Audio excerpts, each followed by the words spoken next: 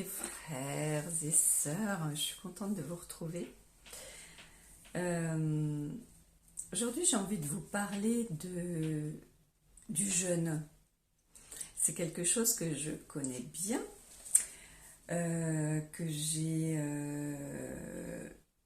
eu beaucoup de difficultés à pratiquer depuis ces 3 dernières années suite à mes expériences. Mais c'est quelque chose que je faisais très naturellement dès lors où j'ai rencontré Jésus. Et pour moi, ça a été tellement une évidence en fait de me passer de nourriture. Ça s'est vraiment fait rapidement et progressivement, oui, je dirais presque progressivement plutôt. Où il y avait des évidences comme de ne plus boire d'alcool, déjà d'une. Ça s'est fait naturellement, un dégoût, plus envie. Ensuite, ça a été la viande, plus du tout envie de viande. Et progressivement, je suis allée vers les légumes, les fruits, enfin voilà, jusqu'à ce que je ne mange, quand je travaillais en industrie, jusqu'à ce que je ne prenne avec moi seulement des carottes que je coupais très finement et que je croquais, et puis les surimi, qui n'est peut-être pas forcément la meilleure des nourritures, mais ça me convenait bien, et puis un avocat. Et voilà, c'était vraiment mon repas à chaque fois, et je me sentais bien avec ça. Jusqu'à ce qu'à un moment, je ressente vraiment besoin de plus rien manger. Alors je mangeais une petite tomate cerise comme ça, et puis à un moment donné, je me suis dit, ben, puisque je ne mange que ça, je peux laisser tomber, quoi. Je peux arrêter carrément. Et pendant des années, je n'ai quasiment rien avalé, quoi. Donc ça m'a beaucoup aidé justement à avoir une belle connexion avec l'esprit et avec Jésus. Voilà. Donc je voulais partager ça avec vous. Et donc pourquoi jeûner? Alors dans Marc 2, versets 18 à 20, il est dit donc: un jour les disciples de Jean-Baptiste et les pharisiens jeûnaient. Des gens vinrent alors demander à Jésus: pourquoi les disciples de Jean-Baptiste et ceux des pharisiens jeûnent-ils, tandis que tes disciples ne le font pas? Alors Jésus dit: pensez-vous que les invités d'une noce peuvent refuser de manger pendant que le marié est avec eux? Donc en parlant de lui, bien sûr, hein. Bien sûr que non. Tandis que le marié est avec eux, ils ne peuvent pas refuser de manger. Mais le temps viendra où le marié leur sera enlevé. Ce jour-là, ils jeûneront. Donc Jésus explique ici que c'est parce qu'il est avec ses disciples qu'il ne jeûne pas. Donc s'il est au milieu de son peuple, celui-ci n'a pas besoin de jeûner ou ne jeûne pas. Mais il a dit: lorsque je serai enlevé de cette terre, donc du milieu d'eux, alors ils jeûneront.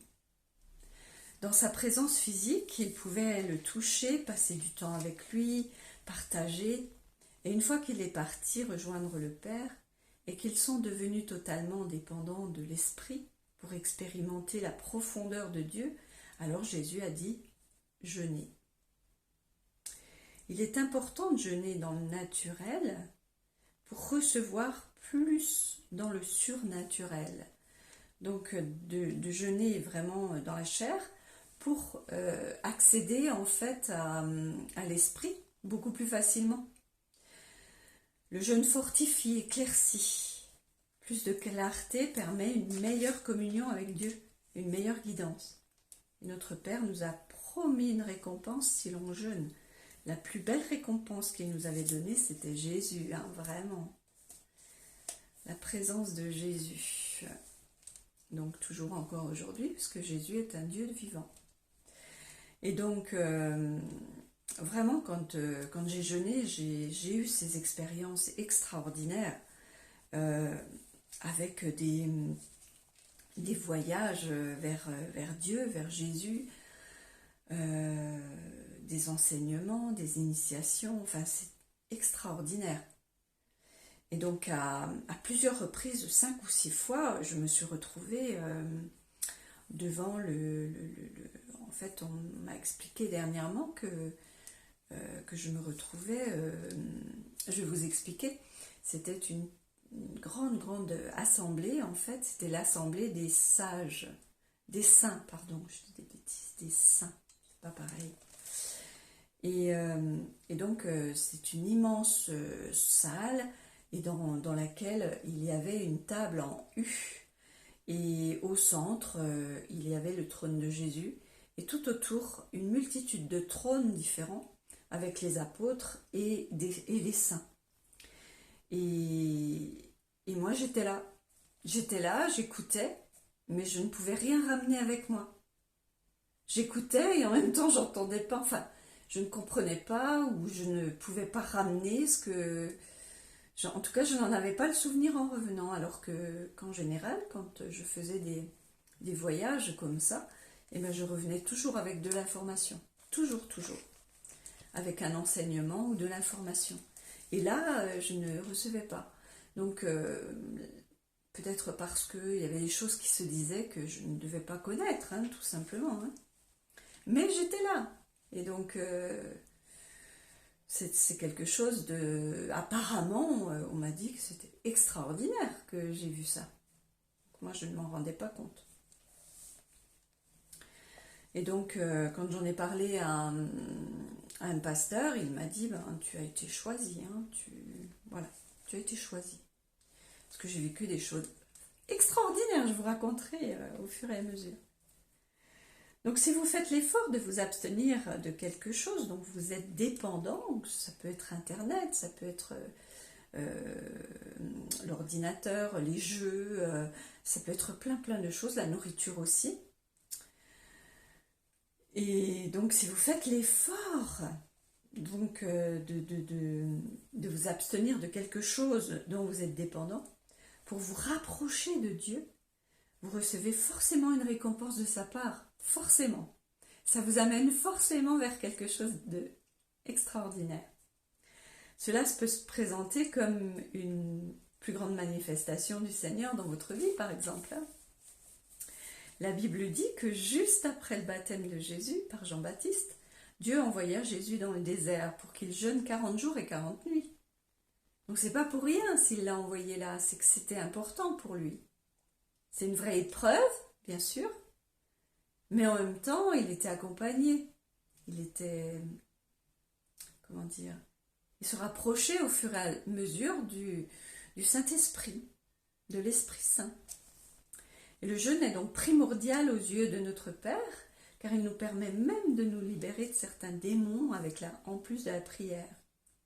Donc c'est fort quand même, c'est costaud. Il a été préparé pour son ministère grâce au jeûne. Waouh! Donc la Bible dit, l'homme ne vivra pas de pain seulement, mais de toute parole qui sort de la bouche de Dieu, donc de la parole de Dieu. C'est tellement nourrissant. Et en fait, comme à l'époque, j'étais en direct vraiment avec Jésus-Christ, et il était tellement présent pour moi que j'étais nourrie par ça, par sa présence, par ce qu'il m'apportait. Et j'avais pas besoin de manger, en fait, ça me nourrissait tellement. C'est ça. Quand on est dans l'esprit, on est nourri par l'esprit. Donc le jeûne forge l'esprit. Jésus était Dieu dans la chair, mais lorsqu'il a existé en tant qu'homme, il a laissé de côté tous ses droits divins et était un homme comme vous et moi. Même s'il était extraordinaire, il a laissé de côté toute sa grandeur pour devenir comme toi et moi. Et donc, il dépendait du Saint-Esprit pour accomplir sa mission et accomplir donc des miracles, des prodiges. Extraordinaire, non? Ça veut dire que il était chair, il était homme comme nous, comme toi, comme moi. C'est Voilà, si tu comprends ça, ça veut dire que on est tous capables de faire les mêmes choses. Ok? Et d'ailleurs, il nous l'a dit, hein, qu'on allait faire des choses encore plus grandes que ce qu'il faisait là, à ce moment-là, il y a 2000 ans. La Bible dit qu'il s'est dépouillé lui-même pour prendre un rôle de serviteur de Dieu. Et pourtant, il était Dieu. On est bien d'accord. Il était Dieu en incarnation dans la chair. Et il s'est fait serviteur de Dieu, du Très-Haut,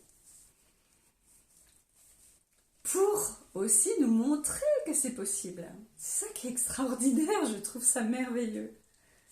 Mais il était plus qu'un homme, bien sûr. Mais il a fait cette expérience. Et donc l'expérience de jeûne permet à Jésus d'être brisé.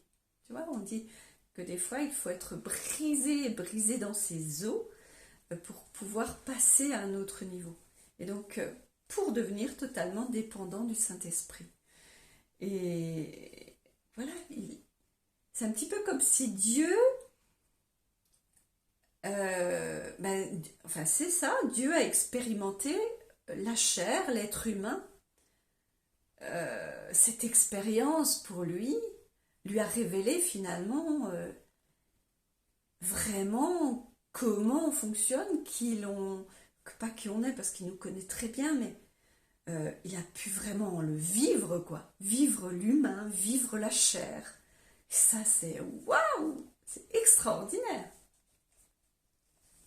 Et c'est seulement suite à cela qu'il a réalisé toutes sortes de prodiges. Donc suite aux 40 jours et 40 nuits. Donc la Bible dit aussi, après 40 jours et 40 nuits sans manger, Jésus eut faim.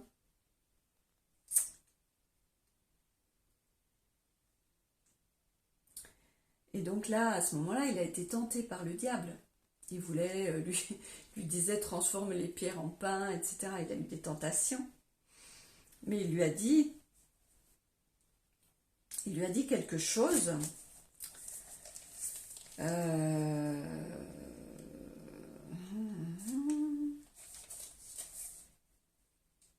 lui a dit qu'en fait, nous n'allons pas nous nourrir que de pain. Nous ne nourrissons.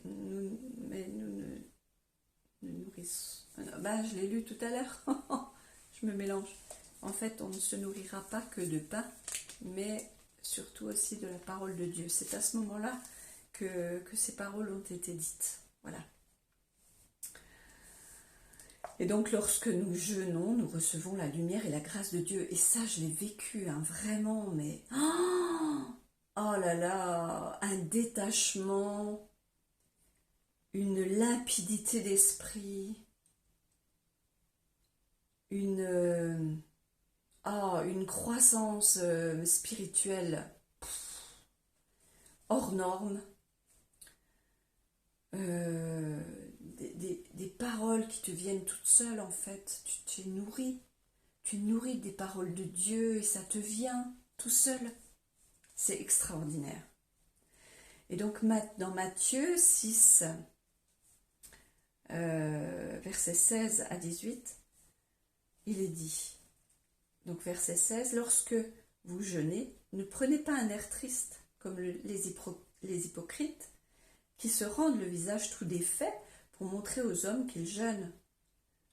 Je vous le dis en vérité, ils reçoivent leur récompense. Ça veut dire que Dieu n'est pas très content de ce qu'ils font.